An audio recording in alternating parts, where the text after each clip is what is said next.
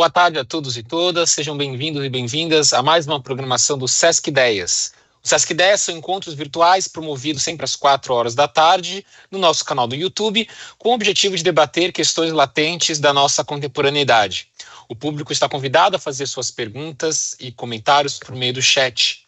Na descrição desse vídeo vocês encontram um link de avaliação da live para que vocês também possam entrar em contato conosco para sugerir novos temas. Hoje nós debateremos no Sesc Ideias liberdade de imprensa e a violência contra jornalistas no Brasil. O Brasil é um país bastante hostil para o exercício da liberdade de expressão. De um lado, destaca-se a violência que faz do Brasil o segundo país mais letal para jornalistas na América Latina. De outro, é marcante a ausência de uma cultura jurídica e de um posicionamento dos tribunais que defendam a liberdade de expressão de forma contundente e sistemática. Esse cenário, além disso, exige reconhecer que o silenciamento é uma estratégia pela qual se operam as opressões contra grupos historicamente vulnerabilizados, como tem sido bastante visível em relação aos ataques que as mulheres jornalistas têm sofrido. A mesa abordará como as ameaças à liberdade de imprensa atingem não apenas os meios de comunicação e seus profissionais, mas toda a sociedade, uma vez que o direito à informação está cerceado e o ataque ao jornalismo é também uma forma de corrosão da democracia e das conquistas civilizatórias. O nosso debate contará com Samira de Castro, jornalista graduada pela Universidade Federal do Ceará, presidente da Federação Nacional dos Jornalistas, a FENAGE, e membro do Comitê Executivo do Conselho de Gênero da Federação Internacional dos Jornalistas, FIGE. E Raquel da Cruz Lima, advogada e coordenadora do Centro de Referência Legal da Artigo 19 Brasil e América do Sul. Possui doutorado em Direito Internacional pela USP. Eu sou Danilo Simrat, pesquisador do Centro de Pesquisa e Formação do SESC São Paulo e doutor em Direito pela USP. André e Michel são os intérpretes de Libras, Felipe Siciliano será o estenotipista. Antes de passar a palavra para a Samira, eu gostaria de me autodescrever. Eu estou falando de uma sala do Centro de Pesquisa e Formação do SESC São Paulo. Atrás de mim há uma parede branca. Eu sou um homem branco, com cabelos, barba e olhos castanhos. Estou vestindo uma camiseta preta e um fone de ouvido preto também. Então, eu gostaria de agradecer às nossas debatedoras, agradecer principalmente vocês que nos acompanham hoje, a toda a equipe técnica, e passo então a palavra para a Samira, pedindo para que ela se autodescreva, por gentileza. Boa tarde, Samira. Boa tarde, Danilo, boa tarde, Raquel, boa tarde a todas, todos e todos que acompanham a nossa live. Eu sou Samira de Castro, presidenta da Federação Nacional dos Jornalistas, estou falando da minha casa. Atrás de mim tem uma parede clara com alguns quadros coloridos. Eu sou uma mulher branca, de cabelos castanhos, estou vestindo uma camiseta preta, né? Inclusive uma camiseta que a gente não consegue mostrar no vídeo, mas tem dizendo "lute como uma jornalista". E é exatamente essa palavra de ordem que a gente tem que destacar nesse momento no Brasil, no que diz respeito às liberdades de expressão e de imprensa. A gente vive um momento muito difícil no Brasil, em que as garantias para o trabalho livre e seguro das jornalistas e dos jornalistas estão sendo postas à prova a todo instante, né?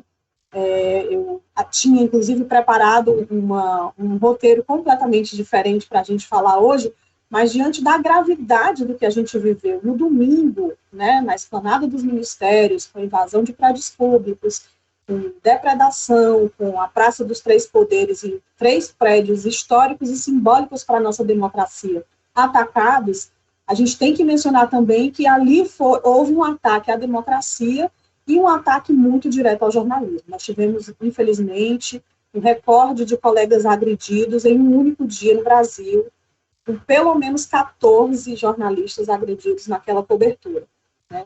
Isso é um fato lamentável e que chama a atenção da Federação Nacional dos Jornalistas para um problema que é antigo. Na verdade, nunca foi fácil fazer jornalismo no Brasil, né? Que se diga de passagem. Mas nos últimos 4 anos, a gente tem assistido há uma hostilização muito grande da imprensa, há uma criminalização do trabalho jornalístico, né? Isso é muito visível pelos números. Se você for consultar os números do relatório anual da violência contra jornalistas que a FENAGE produz, ou se você for consultar o ranking da Repórteres Sem Fronteiras, né, sobre liberdade de imprensa, liberdade de expressão, ou mesmo os números da Associação Brasileira de Jornalismo Investigativo, a ABRAGE, todos eles vão mostrar um aumento, uma explosão dos casos de violência contra jornalistas. E aí essa explosão, Danilo, a gente tem muito claramente acompanhado isso pela federação desde o início dos anos 90. Então, a gente tem, na primeira parte dos anos 90, alguns casos recorrentes, principalmente casos de violência contra jornalistas no interior do país, muitos ligados à questão política local, né, aquela cobertura dos poderes locais constituídos. E em 2003 a gente tem uma explosão dessa violência a partir das manifestações de rua, das chamadas jornadas de junho, né? E a gente vai ter ali uma outra configuração de violência contra jornalistas, que são as violações no contexto dessas grandes manifestações, com tanto os manifestantes passando a ser os principais agressores de jornalistas, quanto as forças de segurança que eram utilizadas para coibir essas manifestações. Então, jornalistas, na verdade, eles passam ali a ser alvo duplo, né? Inclusive, isso inaugura para as entidades de representação da categoria um novo momento, que é de pensar em medidas de segurança, em medidas mitigatórias de riscos, né, para a cobertura.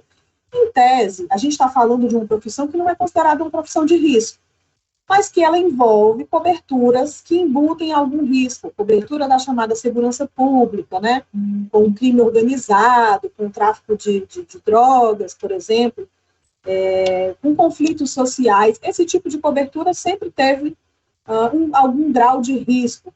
O próprio jornalismo investigativo, por assim dizer, também tem um grau de risco, né, conhecido. Mas, de certa forma, o que a gente tem vivenciado no Brasil de 2013 em diante é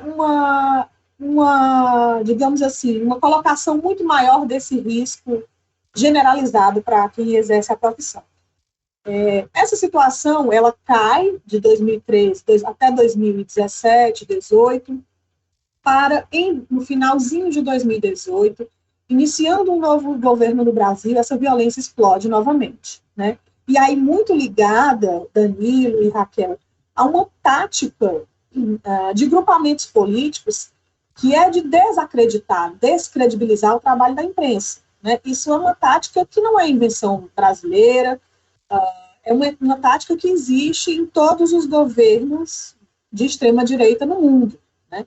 A gente pode citar muito claramente o ex-presidente norte-americano Donald Trump, em que ele utilizava suas redes sociais como ferramenta de comunicação direta com o seu eleitorado, criando não só um vínculo direto com o eleitorado, mas assim, uma relação descentralizada dessa produção de informações, ou se alguns chamam de narrativas, e ele passa a todo momento a tentar descredibilizar a imprensa norte-americana para que a população, a sociedade, acredite na sua narrativa, né, na sua verdade.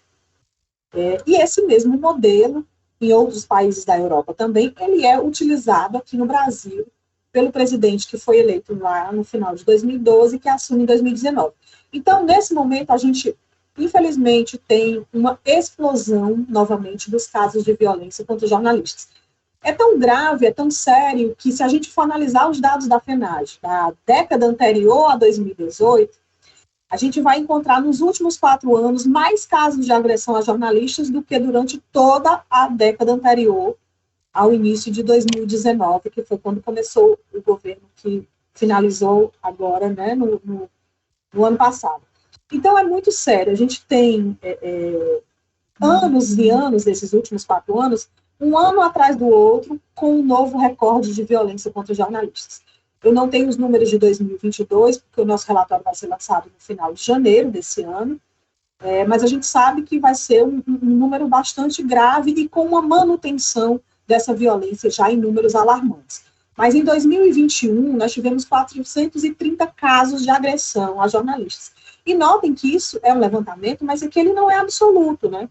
A gente sabe que existem subnotificações, porque não há uma cultura na nossa categoria profissional de registrar boletim de ocorrência quando essas violações acontecem, de publicizar de alguma forma, ou mesmo quando há um caso em que as pessoas são formalmente empregadas, muito dificilmente, só quando é uma grande repercussão, é que as empresas jornalistas colocam a sociedade a par do que está acontecendo. E aí, a Federação Nacional de Jornalistas, além de fazer esse acompanhamento quase que diariamente, né, recebendo esses registros dos 31 sindicatos filiados, a gente procura o que sai na imprensa, a gente procura o que recebe de relato, o que vê de relato nas redes sociais, e compila esses dados para tentar, de alguma forma, acompanhar, mas sempre alertando e dizendo que essa violência existe, que ela é perigosa, porque ela ataca, Danilo, Raquel, o que há de fundamental numa democracia, que é o direito da população de ser informada. Então, quando uma pessoa hostiliza, agride físico ou verbalmente, ou tenta de qualquer maneira calar um jornalista, na verdade ela está agredindo o próprio direito da sociedade de ser informada, que é um direito humano. Artigo 19, o artigo 19 da Declaração Universal dos Direitos Humanos, né? Então, você produzir informações e receber informações, né, você se comunicar, é um direito humano e que, nesse momento, no Brasil, tem sido constantemente violado. A gente pode falar dos jornalistas com muita clareza, mas a gente tem o caso, por exemplo, de censura às artes, né, muito forte aí nos últimos 4 anos, de censura aos professores, né, atingindo a liberdade de cátedra muito fortemente. E aí, professores, eu estou falando de diversos níveis da educação, desde a educação básica, passando até pela educação universitária, né, com a liberdade de cátedra sendo fortemente atacada nos últimos 4 anos. E o que nos chama a atenção é que essa violência, ela não se dissipa, e a gente já previa isso, agora em 1º de janeiro com o novo governo. Porque o que acontece? Existe uma parcela da população que está capturada por esse sentimento de ódio, esse sentimento de revanchismo e de descredibilização da imprensa. Uma parcela que prefere se informar pelo WhatsApp, pelo Instagram, pelo YouTube, e não consegue admitir que o jornalismo é um mediador da sociedade e que o trabalho jornalístico faz essa ponte entre os acontecimentos factuais, né, e a própria sociedade. Então, a gente teve, no âmbito dessa ocupação, lá no Palácio do Planalto, no Supremo Tribunal Federal, a gente teve aí uma onda de violência e muito mais forte. Colegas chegaram a ser ameaçados com armas de fogo. Colegas tiveram seus equipamentos danificados e equipamentos de uso pessoal furtados, roubados. Infelizmente, a gente tem agora, com a decisão do Supremo Tribunal Federal, de desmontar acampamentos na frente dos quartéis, das unidades militares, nós temos uma explosão de casos de violência novamente. Tá? Agora, no começo desse ano, agora nesse intervalo da primeira semana de janeiro, a gente já tem mais de uma dezena de casos de violência contra jornalistas nessas coberturas. E o caso é muito grave, é muito sério. A gente sabe que a liberdade de imprensa, a liberdade de expressão são exceções, né, na história brasileira, e elas também são um conceito constantemente em disputa, tá, na sociedade. Elas não são letra da lei, embora a nossa Constituição Federal garanta que é livre a manifestação de pensamento e é vedada, né, o anonimato, garanta que é livre a expressão da atividade intelectual, artística, científica, de comunicação, independentemente de censura ou de licença, mas a gente sabe que esses são conceitos que estão em disputa na sociedade, porque essa chegada ao poder da extrema-direita, num contexto em que novas tecnologias comunicacionais são utilizadas, também colocam a própria liberdade de expressão, falando no conceito mais amplo, em xeque. As pessoas acham que têm o direito de ofender ou de propagar discursos de ódio, desinformação, mentira, falando em nome da liberdade de expressão. E, na verdade, vocês que militam no campo do direito, que atuam no campo do direito por formação, vocês compreendem muito melhor o conceito de que um direito ele não é superior a outros direitos, né?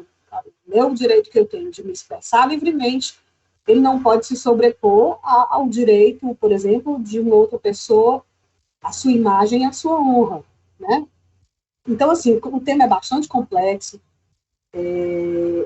Acredito que a gente tem muito a debater, principalmente com as pessoas que estão acompanhando, com a Raquel, e o fato é que a gente hoje vive esse momento bastante difícil e a gente precisa de medidas, inclusive de educação midiática, né? As pessoas compreenderem como as notícias são feitas, por que as notícias são feitas, por que o jornalismo é importante para a sociedade, para a gente garantir efetivamente que os jornalistas possam fazer o seu trabalho de forma livre e segura e que a sociedade seja devidamente informada como é o seu direito desde a Constituição Brasileira, passando pelo artigo 19 da Declaração Universal dos Direitos Humanos. Então, as minhas palavras inicialmente são essas. A gente tem um momento agora de muita organização, mas pelo menos de uma janela aberta, né, com proibir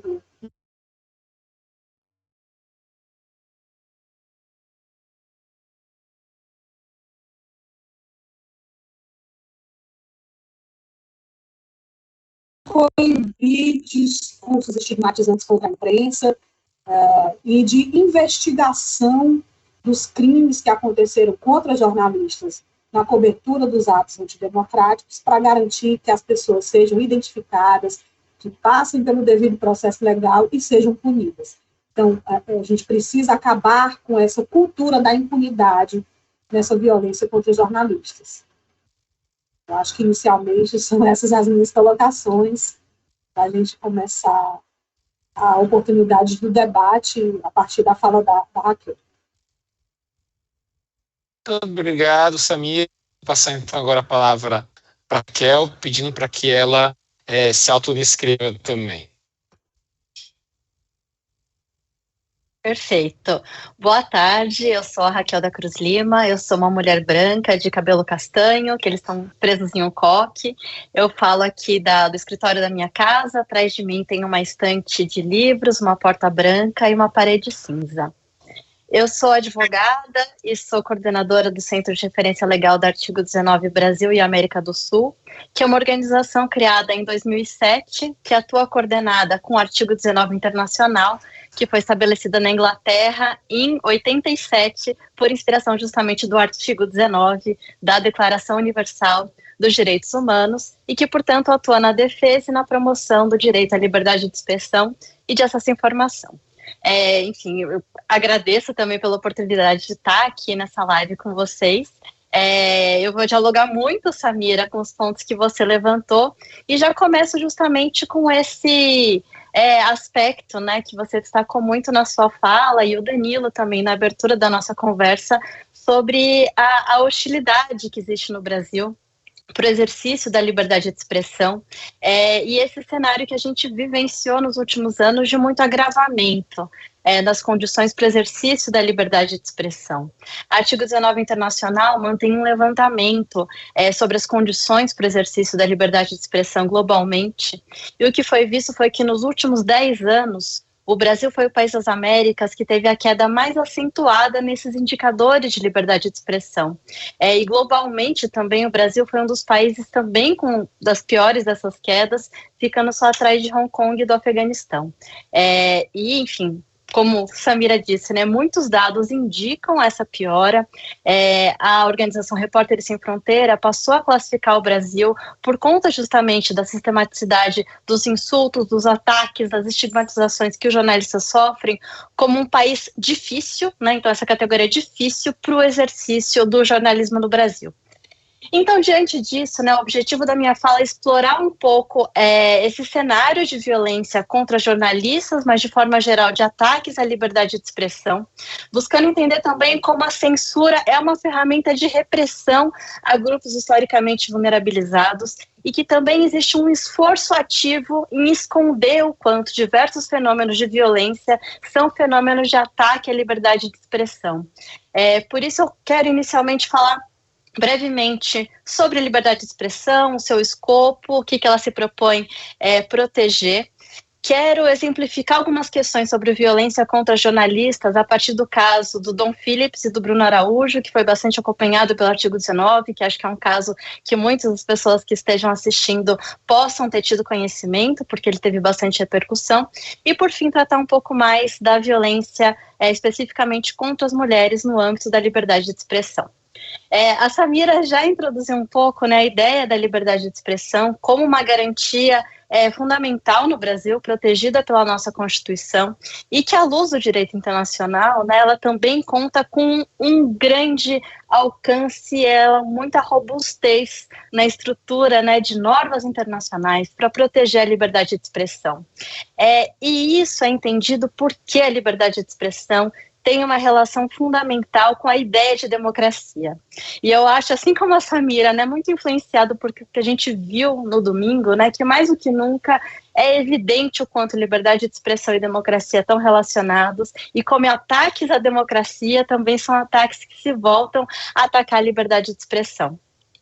E internacionalmente, os órgãos internacionais que olham para o tema da liberdade de expressão têm entendido, então, esses sentidos da liberdade de expressão, organizando mais ou menos em 3 funções que a liberdade de expressão desempenha.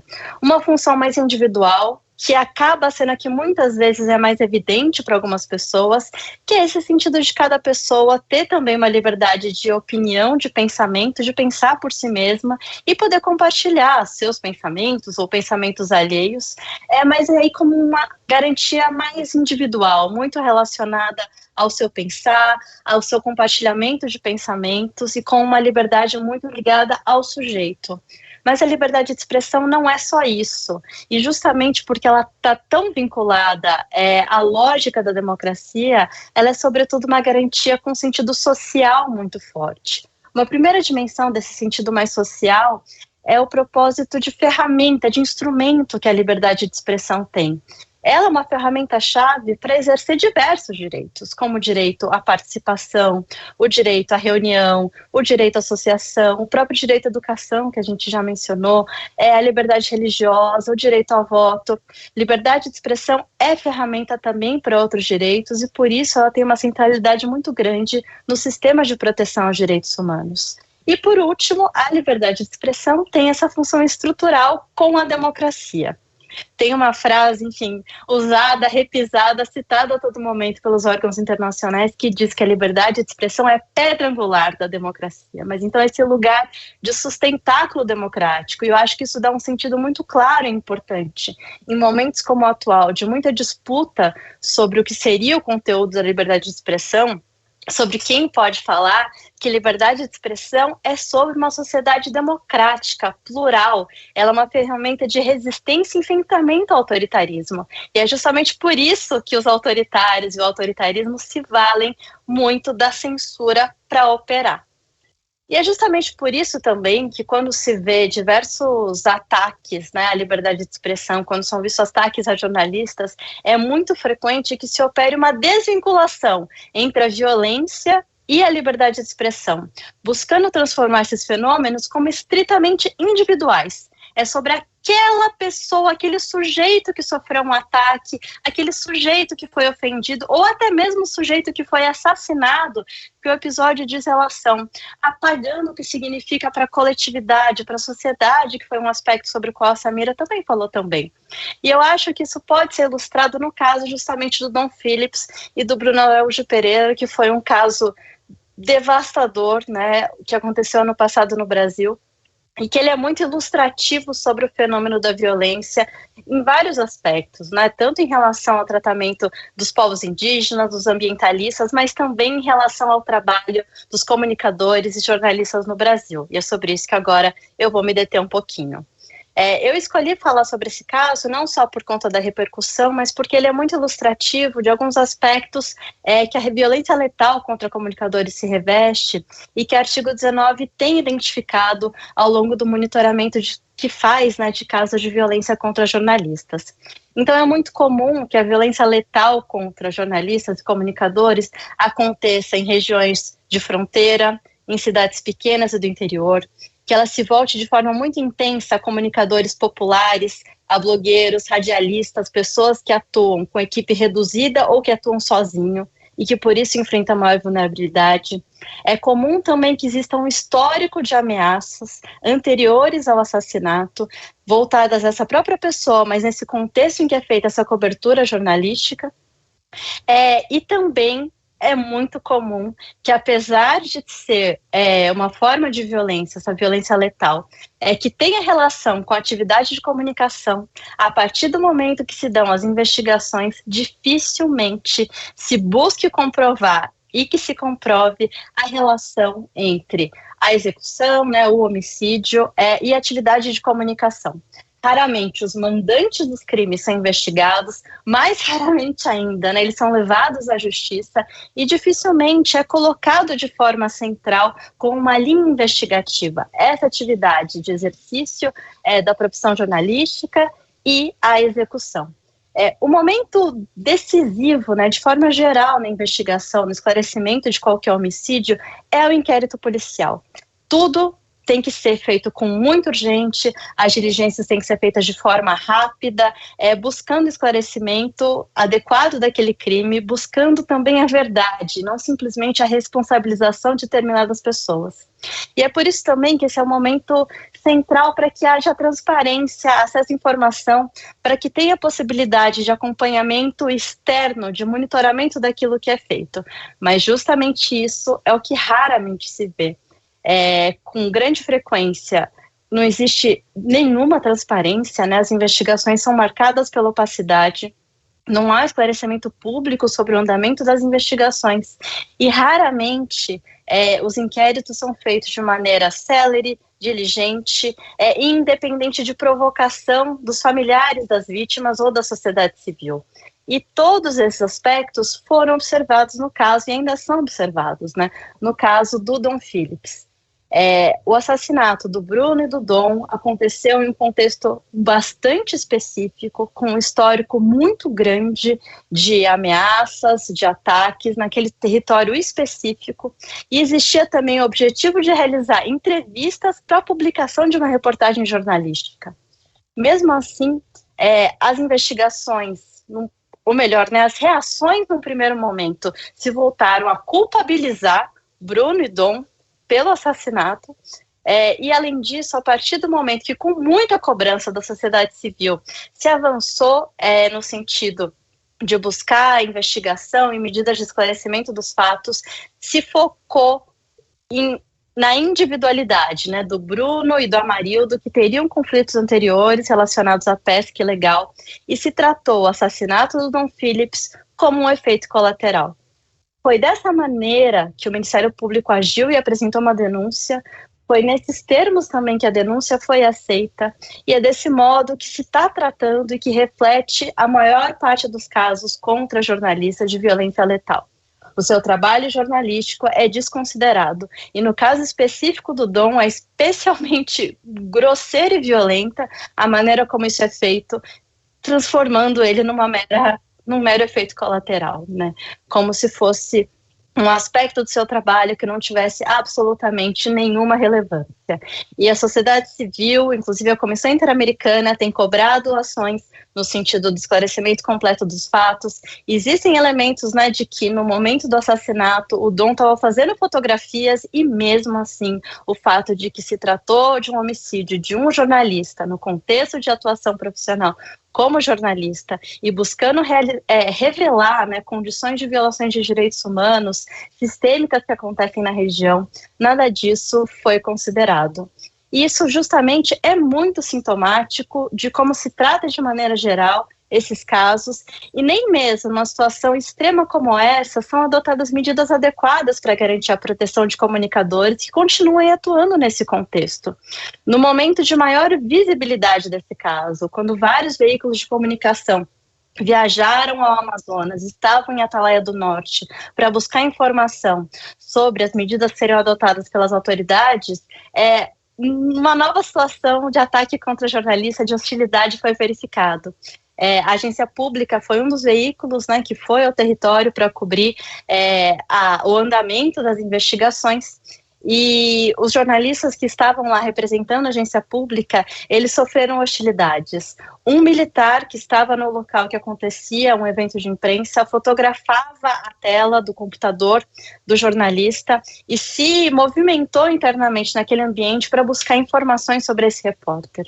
A agência pública chegou a questionar a assessoria de imprensa do Comando do Exército sobre esses fatos, não teve retorno, mas isso ilustra muito bem como no auge da visibilidade de uma situação de violência letal, que revela um contexto bastante hostil para a atuação de jornalistas, mesmo assim medidas de proteção, de respeito à atuação profissional de jornalistas não são adotadas. Se manteve a negligência e mais do que isso, né? Se adotou uma conduta que visou ao apagamento do trabalho do Dom Phillips como jornalista. Assim, eu caminho para a última parte da minha fala, que é de explorar um pouco, então, justamente como existem esforços ativos de discriminar grupos, de expressar violências por meio da censura. E isso tem como objetivo voltar, então, ao que era a minha primeira parte, de falar sobre a liberdade de expressão e todos os seus sentidos, para reforçar definitivamente que liberdade de expressão não é uma garantia voltada ao indivíduo isoladamente, mas que está vinculada a uma sociedade democrática e pluralista. E é o ataque ao pluralismo que também se confunde com os ataques à liberdade de expressão, que toma cara de censura. E aqui eu vou destacar a censura de gênero, né? E buscando com isso deixar muito claro uma das dimensões que o governo do Jair Bolsonaro foi muito explícito também, né? Não se ataca genericamente a liberdade de expressão, se ataca particularmente a expressão de determinados grupos, a expressão de mulheres, a expressão de pessoas negras, de pessoas indígenas, dos grupos que são historicamente discriminados e dos grupos que esses projetos autoritários visam a exterminar. E parte do extermínio é o silenciamento. Então, a liberdade de expressão não é um direito que mulheres e pessoas que não performam também o gênero de maneira normativa tenham acesso livremente, né? Suas vozes são sistematicamente suprimidas, elas são desproporcionalmente punidas, reprimidas quando buscam se manifestar na esfera pública. E, além disso, a outra dimensão da liberdade de expressão, que também é o acesso à informação, também é muito restringido na perspectiva de gênero. Existe tanto um problema de falta de acesso à informação que tenha relação com gênero.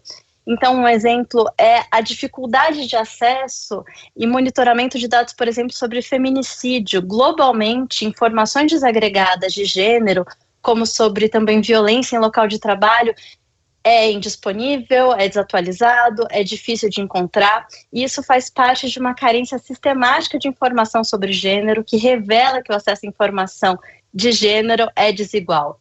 E, de outro lado, também existe uma tentativa deliberada de bloquear o acesso à informação relacionada a gênero, que foi algo que a Samira fez menção.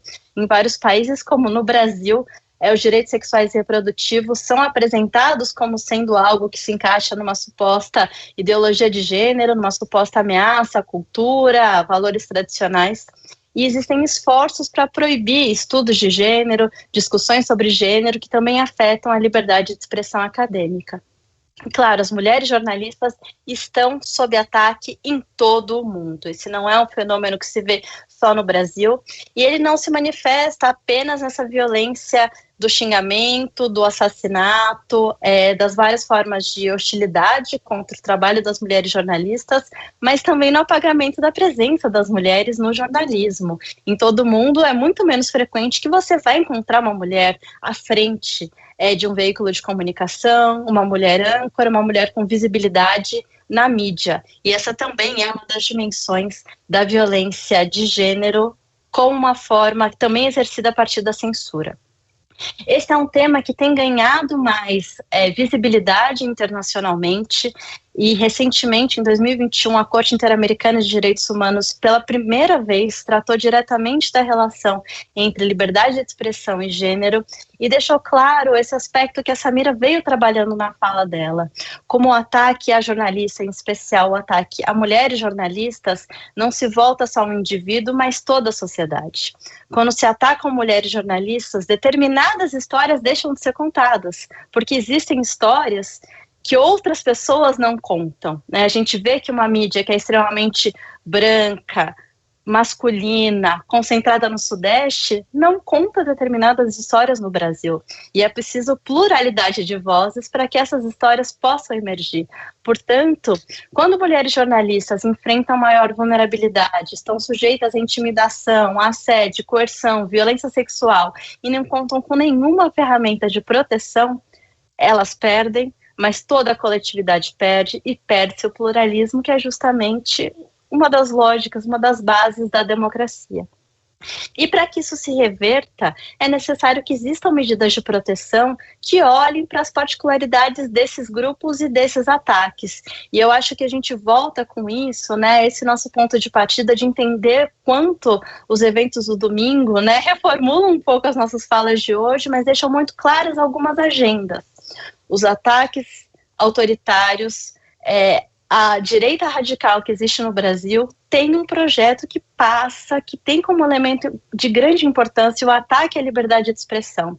E ele vai se manifestar atacando jornalistas, em especial mulheres, indígenas, pessoas negras, e é por isso que é primordial que existam medidas de proteção voltadas sobretudo para esses grupos, para os grupos mais vulnerabilizados, porque é justamente pelo fortalecimento da liberdade de expressão, das vozes dos grupos historicamente discriminados, e aí pensando muito nos comunicadores populares também, que tem uma grande relevância para o acesso à informação em todo o Brasil, é o fortalecimento dessa pluralidade que garante uma democracia vigorosa e realmente capaz de fazer frente de tentativas autoritárias de democracia.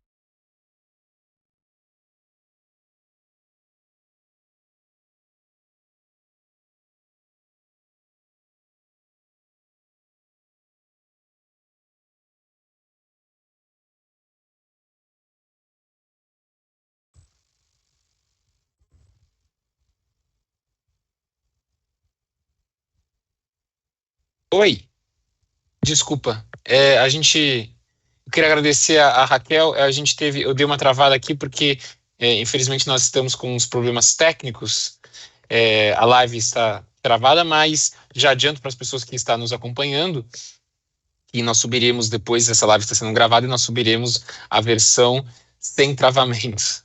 Queria agradecer, Raquel, pela sua fala, dizer que nós estamos acompanhando o chat, então caso vocês tenham mais alguma pergunta e o comentário, nós transmitiremos aqui para as debatedoras, né? Estou acompanhando, inclusive, aqui no chat, essa questão dos problemas técnicos. Nós estamos conscientes disso, pedimos desculpas. Vamos lá, antes de fazer a primeira pergunta, eu queria já trazer um comentário que foi trazido pelo professor Dr. Abudi, né? Boa tarde a todos e todas. O problema não se cinge ao Brasil, afetando inclusive países mais seguros ao jornalismo, como Estados Unidos, sem mencionar casos ainda mais graves. Em Irã, um jornalista foi enforcado. Informação é parte fundamental do próprio funcionamento da sociedade, mesmo em sociedades autoritárias, e o ataque a responsáveis por divulgá-la pode comprometer a própria coesão social. E aqui eu vou pegar esse gancho e fazer a minha primeira pergunta, que diz respeito à relação entre o índice de liberdade de imprensa e o índice de DH, o coeficiente de Gini, enfim, outros índices que medem o grau de democracia de uma sociedade. É possível afirmar que a sociedade que garante maior liberdade de imprensa, né, são justamente as sociedades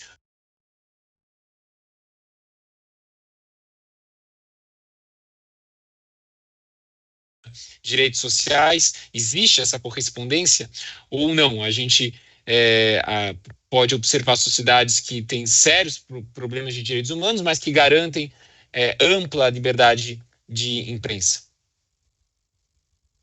Samira quer começar comentando?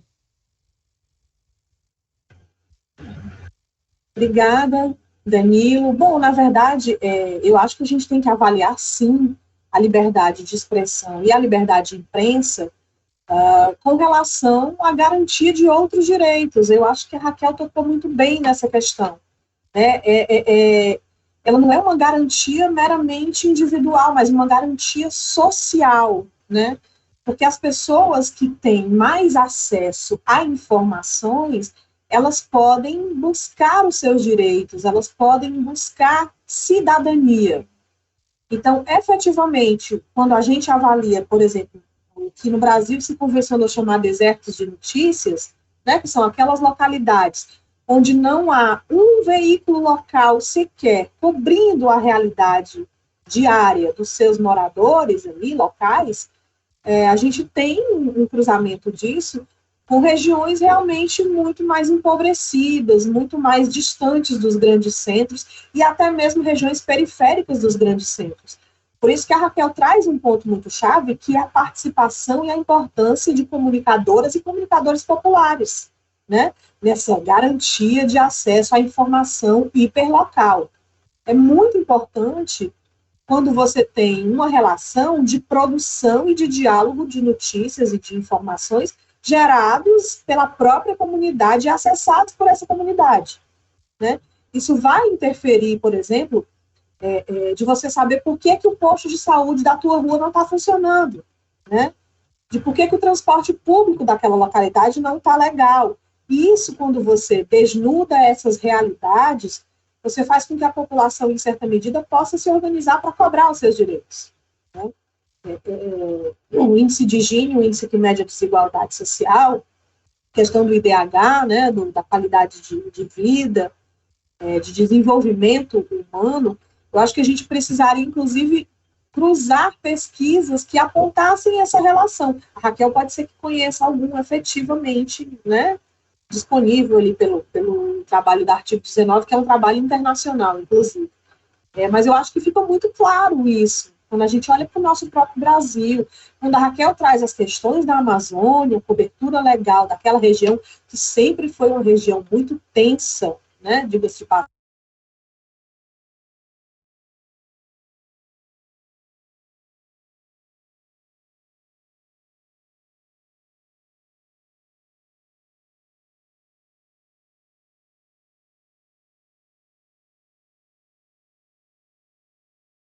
ou são tentadas, né, as tentativas de silenciamento das populações, e como isso interfere diretamente no nível de desenvolvimento daquelas populações. Tudo bem, obrigado, Samira. Raquel? Acho que vou na mesma linha do que a Samira falou. Me parece isso que eu busquei explorar, né, bastante na minha fala, que a manutenção das desigualdades se vale da censura, se vale da restrição da liberdade de expressão. E eu acho que a pandemia da Covid-19 também mostrou muito o quanto o direito à saúde não tem como ser exercido sem acesso à informação, sem adequada atuação também de jornalistas e comunicadores. Artigo 19 teve uma atuação bastante próxima a vários comunicadores populares no compartilhamento de informações relacionadas à saúde, e ficou muito claro, né, como os comunicadores que conhecem seus territórios, que tinham as melhores condições de fazer frente aos esforços de desinformação que vinham das autoridades e garantir que a sociedade tivesse condições reais de acesso à informação e acesso à saúde. Então, eu acho que eu não tenho conhecimento de algo que estabeleça de forma clara, positivamente, né, a liberdade de expressão no grau de proteção em países com alto IDH, mas é muito claro, né, que no contexto da desigualdade, os ataques à liberdade de expressão são muito fortes, porque eles servem à manutenção da desigualdade, né? Atacar a liberdade de expressão funciona para a manutenção das desigualdades. Mas eu acho também que não necessariamente, né, a maneira como se entende a liberdade de expressão e a própria questão, né, do desenvolvimento humano é central para estabelecer correlações ou não. porque se você entende, né, que o pleno exercício da liberdade de expressão é apenas a ausência de mecanismos formais de censura ou de censura prévia, é um conceito bastante limitado e que não contempla o que para nós é um dos aspectos fundamentais, que é essa necessidade de pluralidade. Todos os grupos têm que poder exercer da mesma maneira a sua liberdade de expressão, inclusive nessa dimensão social que passa pela liberdade de imprensa. Então, se isso não é garantido, né, a gente também está num contexto de proteção insuficiente da liberdade de expressão. No entanto, me parece que algumas pessoas, alguns segmentos sociais ficam muito confortáveis em definições muito restritivas da liberdade de expressão e muito individualistas, que se voltam só aos grupos que sempre puderam falar, que são justamente uma elite, né, que é responsável por ter perpetuado e exercido o racismo, o machismo, as opressões de classe, então que só se essas pessoas não são atacadas na sua liberdade de expressão, ela é garantida. Enquanto isso, se criam, né, diversos mecanismos institucionais para fazer com que outros grupos não possam falar. E nisso, né, só vou estender um pouco, mas acho que tem um aspecto bem interessante, o quanto as agendas democráticas precisam incorporar esses aspectos de ampliar o exercício da liberdade de expressão. A Corte Interamericana, que eu citei, por ser justamente um órgão internacional que responsabiliza também o Brasil por violações de direitos humanos, ano passado também tratou um caso que eu acho que é muito importante, porque ele falava sobre o acesso à radiodifusão na Guatemala. E o critério para ter acesso à radiodifusão, né, ao espectro, era a melhor oferta. Então, quem conseguia a concessão eram justamente os grupos que podiam fazer a oferta de valor mais alto.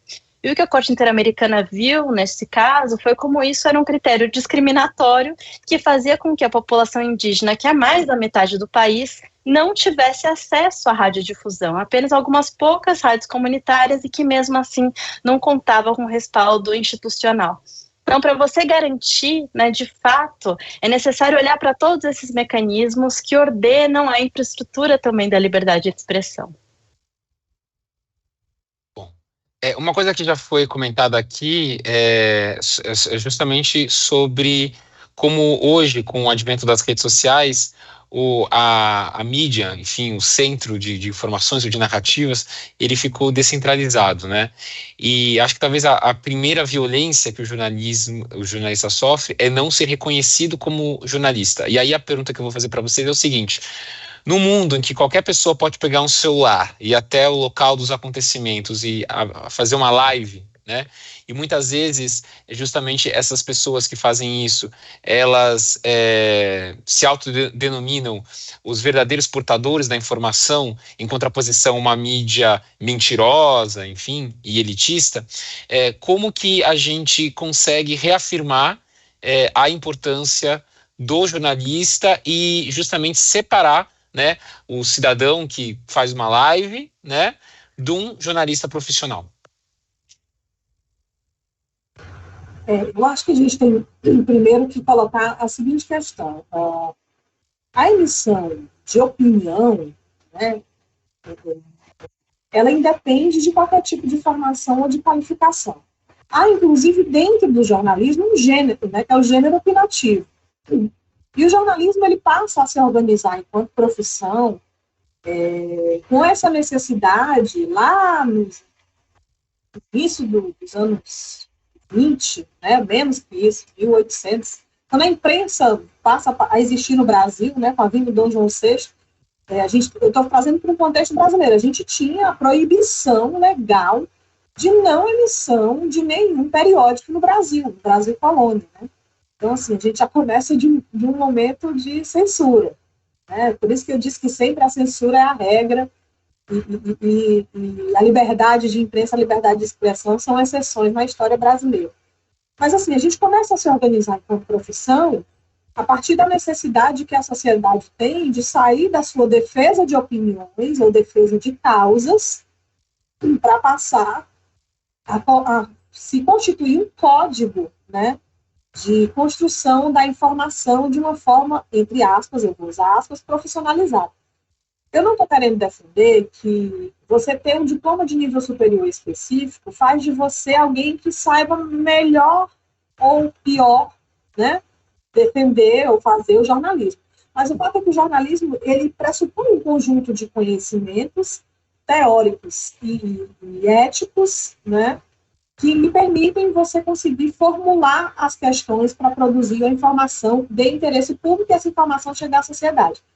Nada impede que eu, Samira, tenha o meu blog, meu site, meu canal, e no meu blog, no meu site, no meu canal, eu digo, hoje eu quero falar sobre culinária. Então, eu vi receitas legais, eu vou fazer aqui coisas legais, ou eu vou criticar uma receita de alguém famoso, eu estou emitindo ali a minha opinião. Profissionalmente, eu tenho condutas a seguir, que eu aprendi durante 4 anos no mínimo, né, que me permitem dizer assim, não, agora eu vou fazer uma notícia de avaliar gastronomicamente determinados estabelecimentos. Né? Opa, eu já estou partindo para um outro nível de especialização daquela informação. Então, assim, a gente precisa compreender que o direito de opinar e o direito de se comunicar, todos nós temos. E para a Federação Nacional de Jornalistas, reconhecendo a importância dos comunicadores populares, que são aquelas pessoas que estão fazendo chegar a informação de interesse público dentro das suas comunidades, dentro das suas realidades, dos seus territórios, mas a gente também tem um grupo que se profissionalizou para fazer isso, né? Que é o jornalista profissional, o jornalista que estudou, o jornalista que se dedica a isso como uma fonte, inclusive, de relação de emprego, de relação assalariada, né? Ou até mesmo hoje com novos arranjos produtivos no campo do jornalismo. Danilo, Raquel, a gente vem de uma realidade em que é cada vez menor a quantidade de jornalistas contratados formalmente por uma empresa, um grande empregador, que tem um grande veículo, que tem uma redação, né? A gente vem de um modelo de negócios que está em crise, que está em xeque, que vem, inclusive, como alguns colocam dizer, de crises sistemáticas, né? A crise do jornalismo, ela não é uma crise só, ela é, sobretudo, uma crise de modelo de negócios, porque é basicamente sustentado pela publicidade, e essa publicidade, ela passa a ser concentrada agora nas grandes plataformas, que vendem não só a publicidade, mas os nossos dados, né, os nossos acessos, os nossos desejos. Essas grandes plataformas, elas têm acesso a tudo isso e nos direcionam publicidade a todo momento. Então, a mídia tradicional, ela deixa de receber esses anúncios, essas verbas publicitárias, em função da concorrência com essas novas tecnologias, com essas redes sociais digitais. Mas o fato é que a gente tem realmente uma profusão de pessoas dizendo que querem e dizendo que isso é jornalismo. E o jornalismo, de fato, ele tem um critério. O critério do jornalismo é a verdade factual. Tá? Eu não vou fazer uma discussão filosófica sobre o que é verdade, mas o critério da notícia é o interesse público. Né?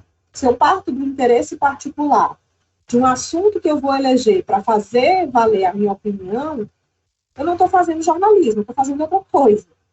Então, a gente tem que ter muito esse senso de que a população também precisa compreender isso, sabe? Porque as pessoas não são obrigadas a compreender o que é notícia, o que não é notícia, o que é jornalismo, o que não é jornalismo, né?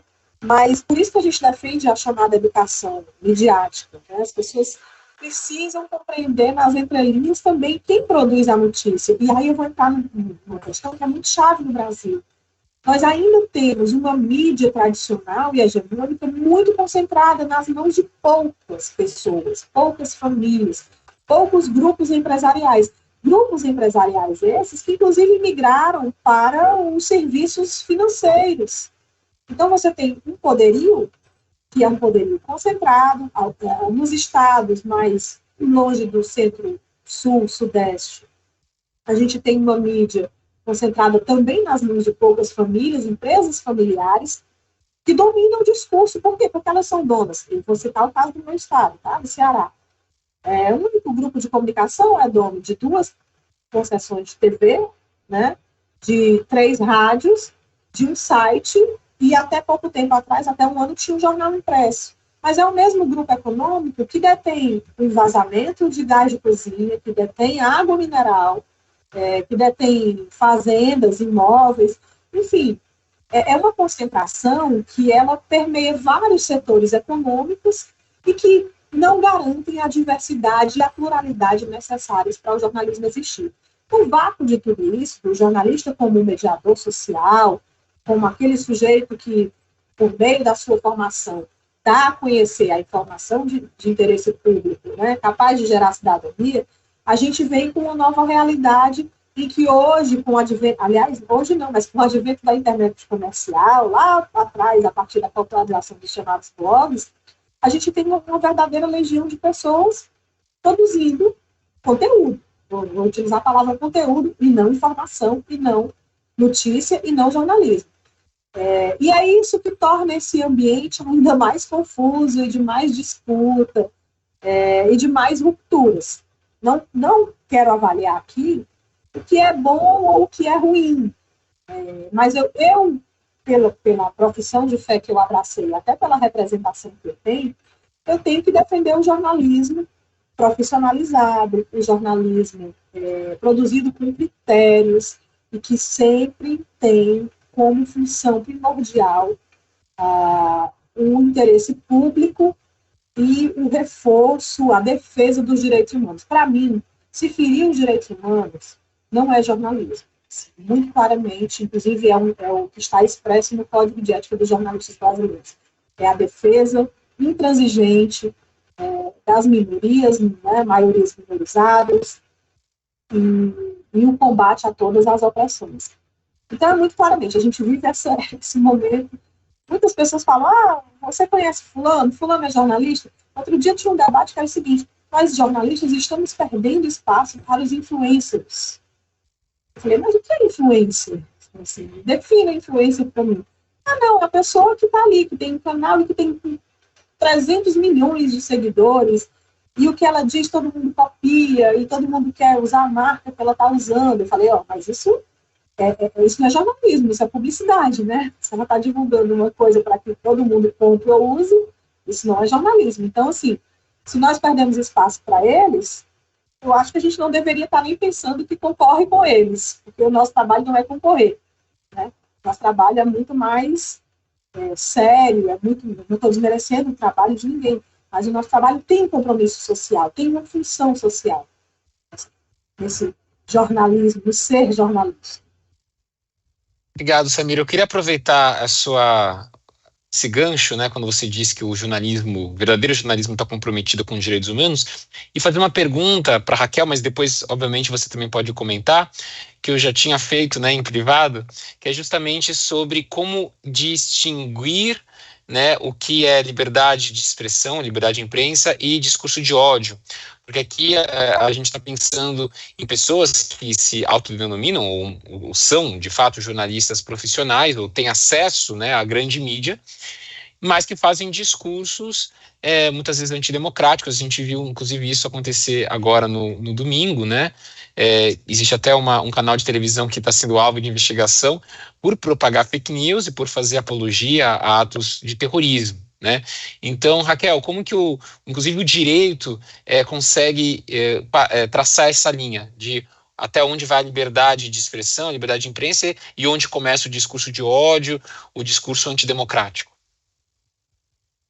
Uau, não, perfeito. Primeiro, só queria dizer, faço muito coro a Samira, fala maravilhosa, e acho que ela deixou justamente o gancho para esse que é o grande indicador com o qual a gente trabalha nesse campo dos direitos humanos em relação à liberdade de expressão, que é o interesse público. O grande grau de proteção, né, a regra da proteção à liberdade de expressão, a proibição da censura prévia, de você, né, avaliar antes para só depois autorizar, é justamente porque se entende esse campo como estando ligado, voltado ao interesse público.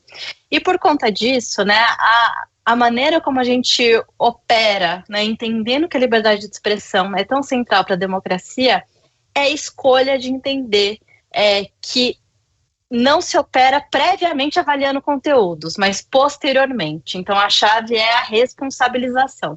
Quando a gente está falando de avaliação anterior, é a lógica da censura. Tem lá um gabinete, né, que recebe conteúdos e vai dizer o que pode ou não pode ser falado. Então, se a gente é contra a censura, a gente é da lógica das consequências serem posteriores, da lógica da responsabilização. E é assim, então, que a distinção tem que ser feita. A ideia de responsabilização, né, esse conceito jurídico, ele já traz em si algo que é fundamental para a gente fazer a distinção, que ela não é genérica em abstrato. Responsabilizar é sobre o caso concreto. E eu acho que isso é muito importante, apesar de poder parecer meio óbvio, né? Traz uma angústia, mas que tem que trazer uma paz, na verdade, que é sobre cada situação, o seu direito a ser analisada na sua concretude, nas suas particularidades. Liberdade de expressão é muito sobre o contexto, né? Várias coisas que são ditas, que são discriminatórias, né, não é a palavra no sentido de dicionário que é discriminatório, pode ser a maneira como é dito, a maneira como é performado, né, como o corpo se coloca, símbolos e gestos que são feitos, tem as mais diversas formas. E é por isso que, quando a gente fala sobre a violência que é perpetrada por meio do discurso, a gente fala sobre responsabilização que é baseada no caso concreto, que é baseada na análise daquilo que foi feito para que se deem respostas que sejam proporcionais, que sejam corretas e que não se crie a partir disso o medo, né, o grande perigo de se operar com interdições abstratas e muito grandes, né, na liberdade de expressão, é o risco do efeito inibitório. As pessoas deixam de falar por medo das consequências legais. E isso é particularmente mais sensível justamente para as pessoas mais vulneráveis, né? Quem tem mais a perder é quem sempre teve menos voz, né? São os comunicadores populares, são as pessoas mais pobres que não estão nos grandes veículos e que, sabendo dos riscos, né, da responsabilização, são as primeiras a deixar de falar. Elas não podem pagar o preço. E é por isso, então, que o primeiro comando é a responsabilidade ulterior, né? A consequência é vir seguida ao ato. E aí o que se fala muito, né, no repertório do Direito Internacional dos Direitos Humanos é que qualquer medida de responsabilização, então, por condutas ligadas ao exercício da liberdade de expressão, elas têm que ser previstas em lei. Então, você não pode responsabilizar, né, com base em algo que não está, um crime, uma violação que não está previsto em lei. Tem que ser uma medida adequada, necessária. E aí vem outro ponto-chave, que é um grande problema do judiciário brasileiro, que tem que ser proporcional.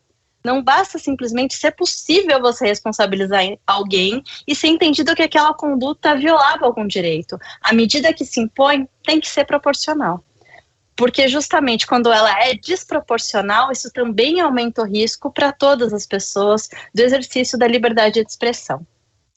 E me parece que a terminologia do discurso de ódio ganhou muita relevância recentemente no Brasil.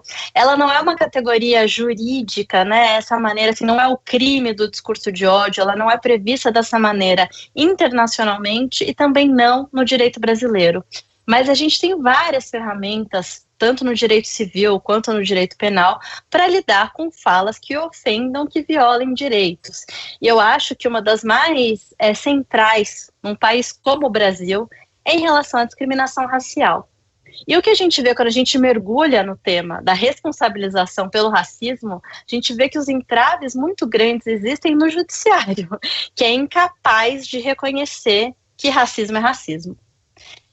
Teve um caso que também teve muita repercussão ano passado, de uma absolvição de torcedores que proferiram xingamentos racistas num contexto de uma partida de futebol em Minas Gerais contra um segurança.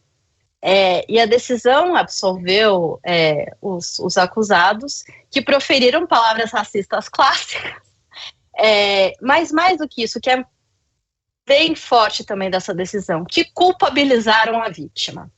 A decisão foi absolutória, dizendo que o segurança que tinha dado causa às pessoas brancas racistas se exaltarem, e porque ele deu causa, elas se exaltaram, e aí, enfim, falaram coisas que, segundo a decisão, né, enfim, poderiam ter ofendido, mas que não configuraram crime. Então, eu acho que a gente tem um passo a passo de como deve ser a reação a condutas violentas que são exercidas por meio do exercício da liberdade de expressão. Tem esse roteiro de seguir sobre a exigência em lei, sobre o primeiro, né, ser uma responsabilização ulterior, ser previsto em lei, ser adequado, necessário e ser proporcional.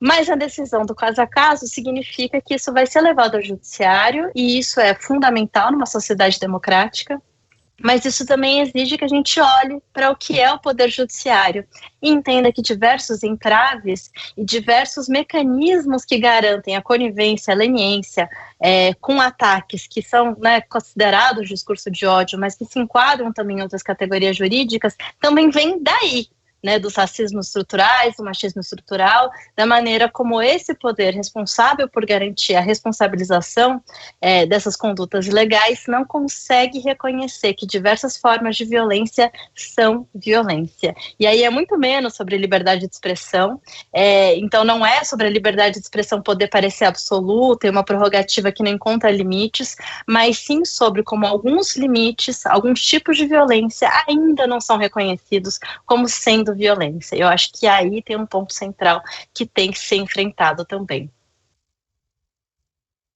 Muito bem, obrigado, Raquel. Não sei se a Samira quer comentar alguma coisa em relação a isso, não?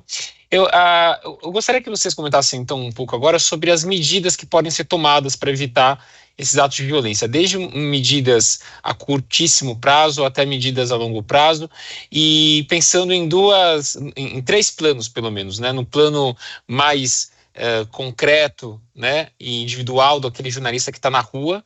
Eu sei que, por exemplo, tem jornalistas que estão, inclusive, muitas vezes escondem, né, no microfone, né, o veículo do qual faz parte, para evitar esse tipo de coisa. Eu gostaria de saber que medidas têm sido tomadas pelos jornalistas, principalmente para evitar, né, essa violência mais relacionada à questão política, a responsabilidade das empresas, né, pensando também que o jornalista, muitas vezes, ele tem uma relação trabalhista, né, eu lembro muito do caso do Tim Lopes, que teve muita repercussão e foi questionado na época, né, até que ponto a própria empresa, que eu não estou querendo, longe de me culpabilizar o jornalista, mas sim questionar se todos os cuidados foram tomados pela empresa, né, no caso a Rede Globo, né, para assegurar a segurança, né, para garantir a segurança do seu empregado. E, por fim, as medidas que podem ser tomadas pelo Estado brasileiro, né? Então, nesses três planos, né? No plano do jornalista, individualmente falando, da empresa, né? A gente sabe que muitas vezes o jornalista não tem por trás uma grande empresa, né? E justamente os que não têm esses são os mais vulneráveis, né? E do Estado. Samira, gostaria de começar? Obrigada, Danilo. Bom, gente, aí eu vou vender o meu peixe, né? Agora é a hora de vender o peixe, assim. Eu acho que, assim, jornalistas, nós todos, temos que primeiro compreender que esse é um problema que a gente não vai conseguir enfrentar sozinho, não é um problema individual, assim como a agressão a um jornalista não é um problema individual do jornalista, é um atentado a um direito coletivo maior, que é o direito da população, da sociedade de ser informada, a solução também não é uma solução individual. Embora, obviamente, eu precise alertar que o jornalista precisa sim tomar cuidados de segurança, né? O jornalista precisa tomar cuidados com a sua segurança desde o seu uso dos equipamentos, né, como a internet, como e-mail, senhas, né? Principalmente jornalistas que atuam no campo investigativo, eles têm que ter um treinamento para essa segurança digital, um treinamento para a sua presença em redes sociais, porque existe sim, a Raquel falou muito bem, principalmente com mulheres jornalistas, uma perseguição, um assédio nas redes sociais muito grande, inclusive com vazamento de dados pessoais, com ameaças e exposição, né, a familiares, filhos, pais, companheiras e companheiros, e isso precisa sim de um reforço na sua segurança, né, na digital e na presença de redes, medidas, inclusive, Danilo, que a gente está falando, que resguardem psicologicamente esse profissional e esse profissional, né, esse trabalhador e essa trabalhadora. Em centenas de casos que eu recebi na FENAGE de violência online, as mulheres, por exemplo, elas passavam elas mesmas, as vítimas, a acompanhar aquelas ameaças de morte, ameaça de estupro, né, de ameaça aparentes, e isso abala emocionalmente essas mulheres, né, tanto os homens quanto as mulheres, mas principalmente essas mulheres. E eu vou aqui ditar e dar o crédito a dica que a Patrícia Campos Melo deu. Nunca seja você mesmo a vítima a acompanhar essa violência online. Delegue essa função para uma pessoa da sua confiança, né?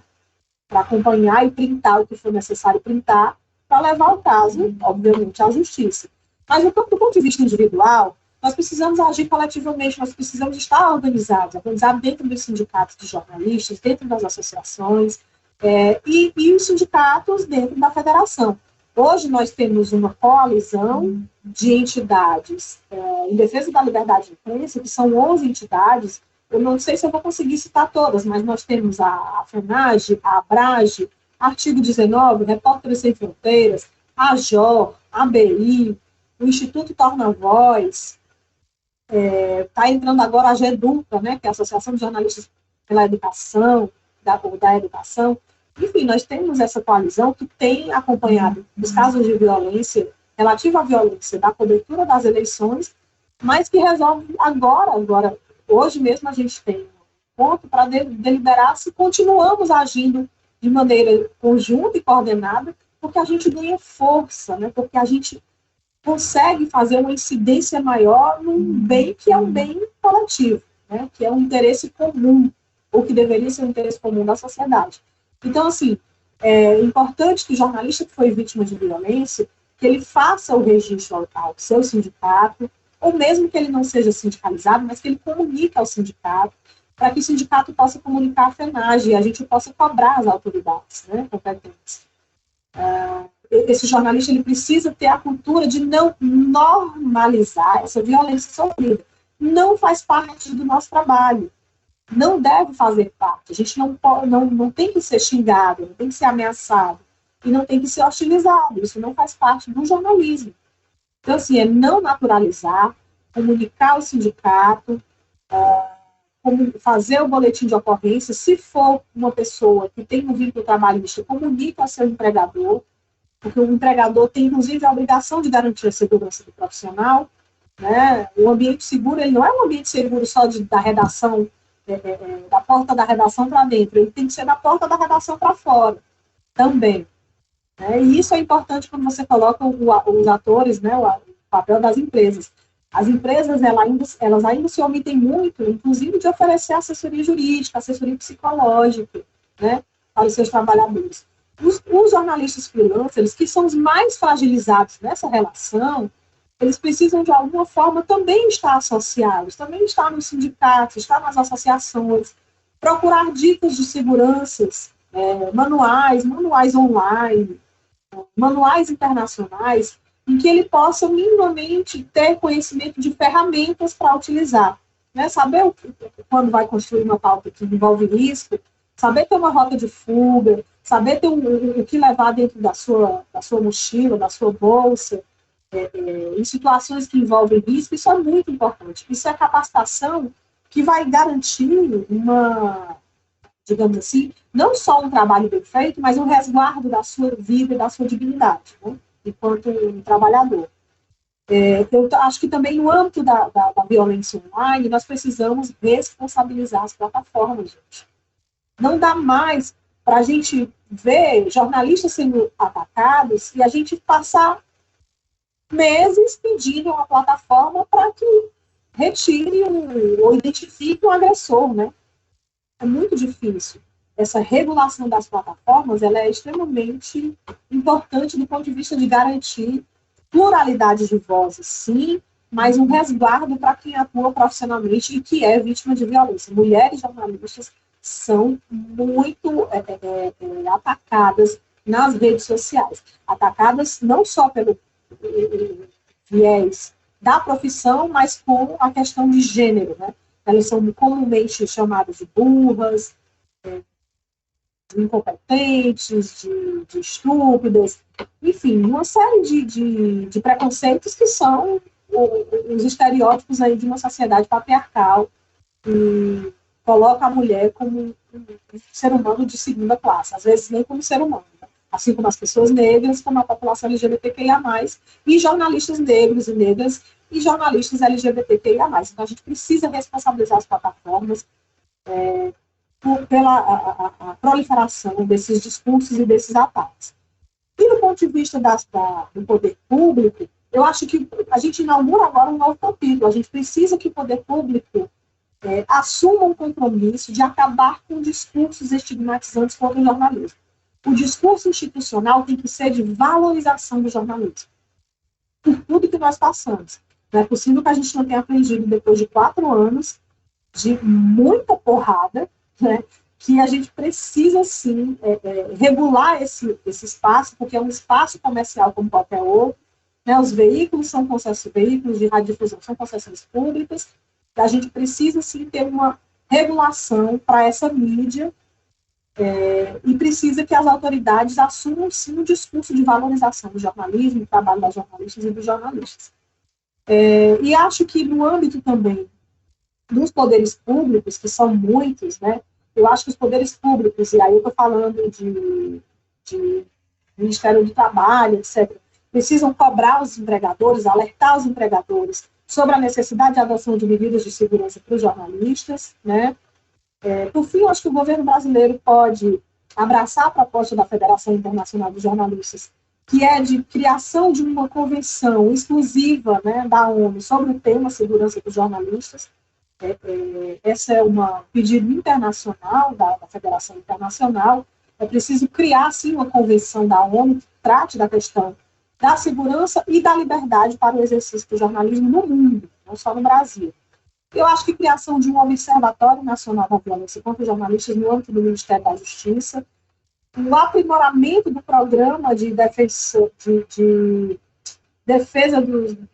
ai, meu Deus, me fugiu o nome, mas dos defensores de direitos humanos, né? Proteção aos defensores e defensoras de direitos humanos.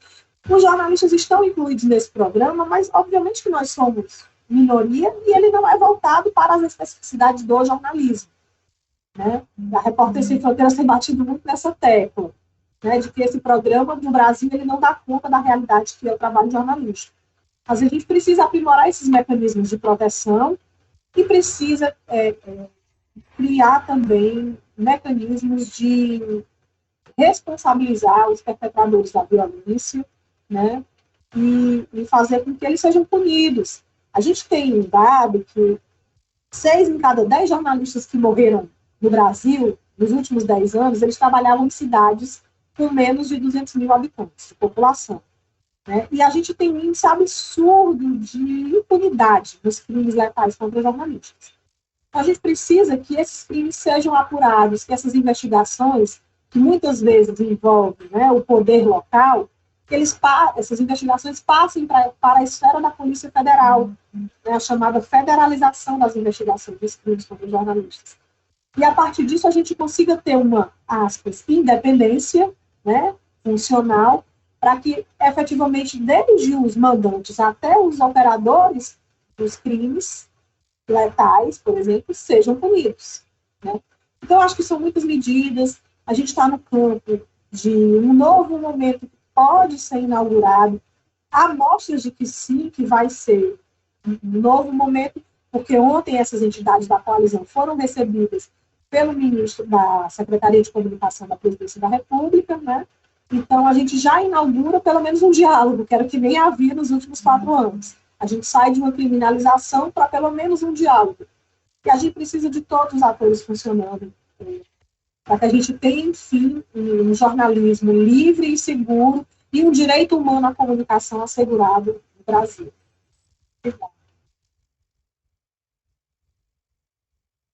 Obrigado, Samira.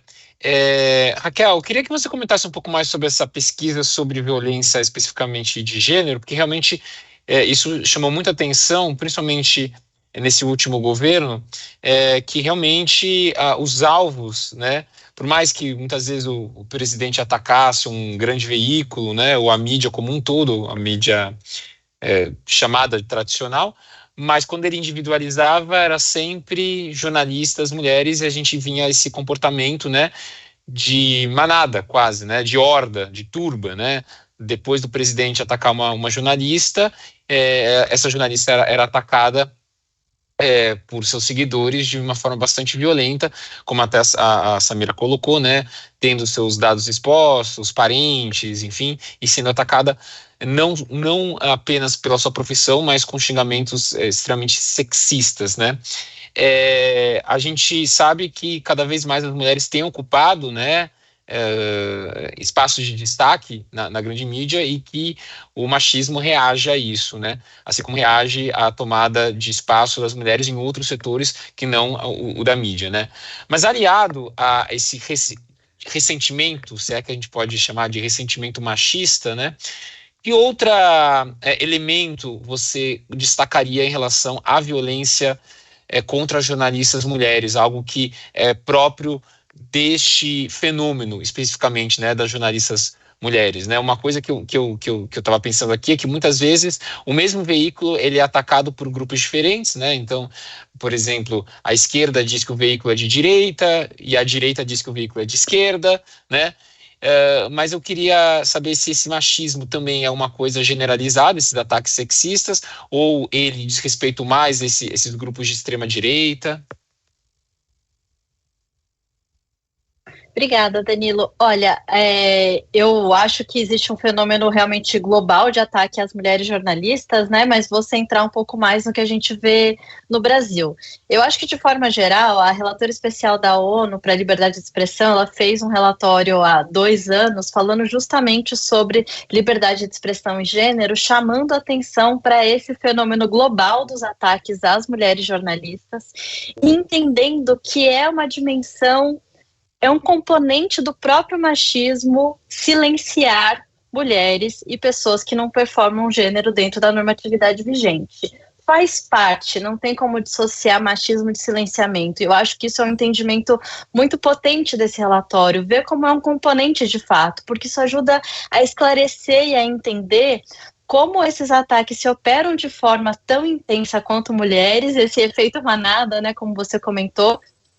E algo que se verifica, né, quando tem monitoramento de redes sociais, é que esses ataques têm dimensão de gênero, né, como eles são elaborados, eles visam ao corpo, eles atacam contra a dignidade sexual, eles têm carregado ameaças relacionadas a imagens sexuais, a revenge porn, né, a ameaça de divulgação de imagens sem consentimento, imagens íntimas. Então, está profundamente amarrado, né, o entendimento do que é o machismo com esse lugar de submissão das mulheres, que é sobre não poder falar e não ocupar a esfera pública, e como as mulheres jornalistas sofrem com isso. E eu acho que a gente tem casos, né, de grande repercussão que aconteceram pela maneira como se normalizou no Brasil o ataque ao jornalismo. Eu achei muito importante como a Samira falou sobre isso, em relação ao que tem que ser feito, porque eu mesmo tenho a impressão de, quando a gente esteve em momentos menos autoritários, né, talvez parecesse bobagem, nota de repúdio, quando diz, isso não pode ser feito, mas aí depois de 4 anos a gente vê como é grande e como é potente a normalização da violência, né, a antinota de repúdio, a autorização para passar a boiada da violência, dos ataques. Então, como a gente precisa construir esse ambiente favorável, acolhedor, propício ao exercício da liberdade de expressão. Mas o que eu ia dizer é que, para além desses casos de grande repercussão, né, Artigo 19, no seu trabalho mais próximo com comunicadoras populares, em oficinas, em diálogos, ficou muito claro como é do dia a dia da mulher comunicadora sofrer essa violência de caráter machista. Então, a maior parte das mulheres, a gente tentou quantificar um pouco nas conversas com elas essa experiência, né? Praticamente metade das mulheres entrevistadas que a gente conversou, que são comunicadoras, falaram que já foram em alguma ocasião diretamente assediadas por entrevistados ou na tentativa de contato com fontes. E essa é a situação que tem menor visibilidade, né? Não é que nem o presidente em um debate xingando uma jornalista, é do dia a dia da mulher jornalista, de como a condição dela de atuação já é questionada diretamente com esse ataque machista. Elas relatam com grande frequência piadas, né, apelidos, assédio dos próprios colegas também de trabalho, descredibilização, então que elas não podem assumir determinadas pautas, não pode falar sobre determinados temas, também no ambiente de trabalho. E acho que essa parte fica invisibilizada e falar sobre ela mostra o quão grande essa dimensão do machismo no contexto de exercício da atividade jornalística e, de forma geral, do exercício da liberdade de expressão. Não são episódios isolados, não são só esses grandes ataques, né, que, enfim, não é pouco, isso é muito grande, mas é algo que está muito embrenhado no dia a dia dessa atividade profissional. É no contato com a fonte, é no contato com o chefe, é no contato entre colegas, é na repercussão também que as reportagens têm. E é por isso que a gente aposta muito num ponto que a Samira falou sobre essas redes de solidariedade, que podem ser sindicatos e também podem ser grupos pequenos, né, de mulheres jornalistas, de comunicadoras, e a troca de experiências, isso a gente testemunhou no artigo 19, a troca de experiências também é uma ferramenta de aprendizado, de resiliência, de acolhimento, de fortalecimento, de identificação de estratégias, isso pode ser muito potente. Então eu acho que é muito frequente que seja extremamente adoecedor e individualizante esses episódios, porque é muito difícil, como a Samira falou, quando você está lidando com isso, né, falar a respeito da violência. Ela é feita justamente para você não falar mais. E justamente por essas dificuldades, poder ter uma rede de outras mulheres comunicadoras para contar com esse acolhimento, em geral, uma das medidas mais potentes e que muitas vezes acaba se revertendo em novas estratégias, inclusive de comunicação. A partir desses grupos de solidariedade, muitas vezes surgem novas pautas, podem surgir até veículos e canais para difundir mais informação. Então, acho que é um caminho bastante poderoso de se apostar também. Muito obrigado. Raquel, o nosso tempo, infelizmente, está se esgotando. Eu vou passar, então, a palavra para a Samira, para ela fazer as considerações finais breves, e depois eu passo para você. Na verdade, Danilo, Raquel, todo mundo que acompanhou a gente, as minhas palavras são de agradecimento, né? Obrigada por oportunizar esse momento de debate, e de reafirmar a necessidade do jornalismo, reafirmar a importância do trabalho das jornalistas e dos jornalistas, das comunicadoras e dos comunicadores populares, né? A gente precisa do trabalho seguro, livre, e que seja um trabalho cada vez mais garantidor de cidadania para o nosso povo. Então, muitíssimo obrigada por esse espaço. Muito obrigado, Samira. Raquel? Eu também posso agradecer, dizer que foi um prazer, agradecer também a equipe do SESC, que todos foram extremamente generosos, atenciosos, e colocar também o artigo 19 à disposição. Artigo 19 é uma organização que quer fortalecer a liberdade de expressão e a democracia, as comunicadoras e comunicadores, e com isso oferecer também ferramentas e estratégias para garantir que a liberdade de expressão em uma sociedade democrática e plural possa acontecer. Então, só posso agradecer também por esse debate tão rico. Muito obrigado, Raquel. Muito obrigado, Samira, nossas debatedoras. Queria agradecer a equipe técnica do SESC, queria agradecer a vocês que nos acompanharam, pedir mais uma vez desculpas pelos problemas técnicos que nós enfrentamos hoje, mas lembrá-los de que nossa programação continua no dia 18 de janeiro, com um debate, pergunta sobre o Brasil, como afastar o país de suas raízes autoritárias, que contará com os convidados Maria Hermínia Tavares e Christian Edward Cyril Lynch, com mediação de Nayef Haddad. Acompanhe essa e mais programações do Sesc Ideias nas redes sociais do Sesc São Paulo, YouTube, Facebook e Instagram. Muito obrigado, uma ótima tarde a todos. Até a próxima.